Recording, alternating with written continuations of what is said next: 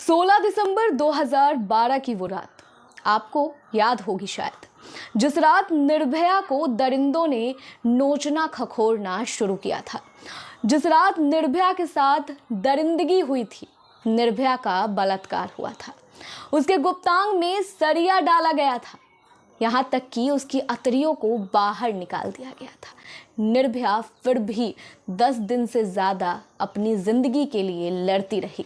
आखिरी सांस तक योद्धा की तरह उसने लड़ाई लड़ी, लेकिन फिर भी 29 दिसंबर 2012 को निर्भया ने इस मतलबी दुनिया को, इस दरिंदों से भरी दुनिया को अलविदा कह दिया। निर्भया तो मर गई, लेकिन उन तमाम माँ बाप के आंखों में सवाल छोड़ गई जिनके घर में बेटियां हैं। निर्भया ने हर माँ बाप के कलेजे को झकझोर कर रख दिया और ये सवाल पूछने पर मजबूर कर दिया कि क्या कल को उनकी बेटी भी निर्भया बन जाएगी? क्या कल को उनकी बेटी को भी किसी दरिंदे की हवस का सामना करना पड़ेगा? क्या कल को उनकी बेटी के साथ भी वही होगा जो आज निर्भया के साथ हुआ है? इसके बाद क्या था, देश भर में आक्रोश की लहर गूंज गई। कहीं कैंडल दिखाया जा रहा था तो कहीं सैंडल दिखाया जा रहा था, और इस तरह से मांग उठी निर्भया के लिए न्याय की। न्याय की मांग में निर्भया की मां ने एड़ी चोटी का जोड़ लगाया। अपने चप्पल तक को घिस के मां ने अपनी बेटी को मार्च 2022 में न्याय दिलाया। 20 मार्च 2022 को उन दरिंदों को फांसी पर लटकाया गया जिन दरिंदों ने निर्भया को नोच खाया था, उसके जीवन को तहस नहस करके रख दिया। लेकिन निर्भया को तो न्याय मिल गया, पर उन बच्चियों के न्याय का क्या जिनके आंखों में आज भी निर्भया का डर समाया हुआ है? उन बच्चियों के लिए आए हुए पैसे पर तो कोई और राज कर रहा है, कहीं और वीआईपी ट्रीटमेंट हो रहा है, बच्चियों को सुरक्षा तो मिल ही नहीं पा रही है। अब आप सोच रहे होंगे कि मैं किस सुरक्षा की बात कर रही हूँ या फिर किस वीआईपी ट्रीटमेंट की बात कर रही हूँ। दरअसल आपको बता दें कि जिस समय निर्भया कांड हुआ था, उस समय सरकार में यूपीए की सरकार थी, यानी कि केंद्र में जो सरकार थी वो यूपीए की सरकार थी। ऐसे में 2013 से 14 के आम बजट में निर्भया फंड की घोषणा की गई थी।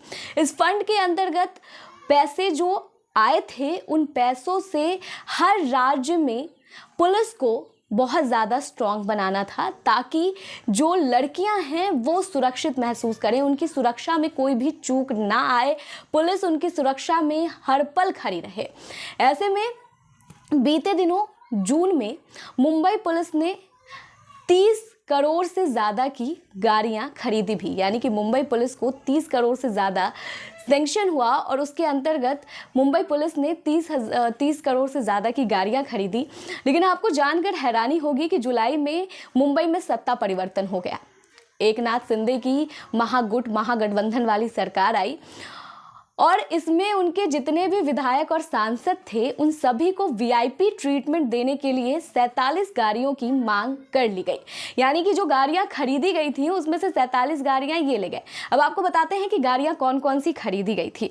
दरअसल जो गाड़ियां खरीदी गई थी वो गाड़ियां थी 220 बोलेरो थे, 35 अर्टिगा थी, 313 पल्सर बाइक थे और 200 एक्टिवा खरीदी गई थी। इसी साल जून की ये बात है। जुलाई में एकनाथ शिंदे की सरकार आ गई, यानी कि मुंबई में सत्ता परिवर्तन हो गया, लोटस ऑपरेशन ने खेल दिखा दिया और फिर जो इनके विधायक और सांसद थे, इनको वीआईपी ट्रीटमेंट चाहिए थी। भाई उन दिनों तो वीआईपी ट्रीटमेंट क्या कमाल चल रहा था, अभी तक चल रहा है। तो इनको वीआईपी ट्रीटमेंट देने के लिए 47 गाड़ियां जो थी वो थाने से मांग ली गई।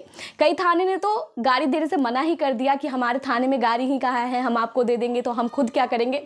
ऐसे में जिन थानों ने गाड़ी देने के लिए परमिशन दी और हामी भरी, उनसे गाड़ी ले ली गई। इन 47 गाड़ियों में कुछ दिन के बाद जब सरकार थोड़ी सेटल हो गई तो 17 गाड़ियां वापस कर दी गई, लेकिन 30 गाड़ियां आज तक वापस नहीं की गई हैं। ऐसे में कई थाने ऐसे हैं जहां पर पुलिस वाले अपने निजी गाड़ियों का सहारा लेकर रेकी पर जा रहे हैं। कई पुलिस वाले तो ये भी कह रहे हैं कि हम रेकी पर कैसे जाएं, हमारी तो गाड़ियां ही सरकार लेकर बैठी है, सरकार गाड़ी देने का नाम नहीं ले रही है, तो हम किस गाड़ी से जाएंगे, अपना पेट्रोल हम कब तक जलाएंगे, अपनी गाड़ी का इस्तेमाल हम कब तक करेंगे। ऐसे में जो ये VIP ट्रीटमेंट चल रहा है एकनाथ शिंदे ग्रुप का, ये कब खत्म होगा? मतलब इसका कोई मुहूर्त है, कोई समय है, कोई निश्चित ऐसा वक्त इन लोगों ने डिसाइड किया है कि ये पुलिस वालों को उनकी गाड़ियां वापस करेंगे? वैसे आपको बता दें कि पुलिस वालों को जनता का सेवक कहा जाता है, इनको हमेशा जनता की सुरक्षा के लिए खड़ा किया जाता है और ये हमेशा जनता की ही सुरक्षा के लिए खड़े रहते हैं।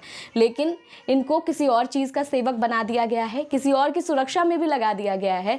जनता भाड़ में जाए, ये लोग अपना ही पॉलिटिकल चीज़ें देख रहे हैं, लीडर्स के आगे पीछे घूम रहे हैं और लीडर्स ही इनकी गाड़ियों का इस्तेमाल भी कर रहे हैं। वो गाड़ियां जो महिलाओं की सुरक्षा में इस्तेमाल होनी थी, किसी बेटी के रक्षा में इस्तेमाल होनी थी, वो गाड़ियां एकनाथ शिंदे ग्रुप इस्तेमाल कर रहा है। एकनाथ शिंदे जी को इस पर शर्म नहीं आ रही, ना ही पूरे ग्रुप को शर्म आ रही है और ना ही भाजपा पार्टी को शर्म आ रही है, जो भाजपा पार्टी इन लोगों के आने पर इतनी खुश थी।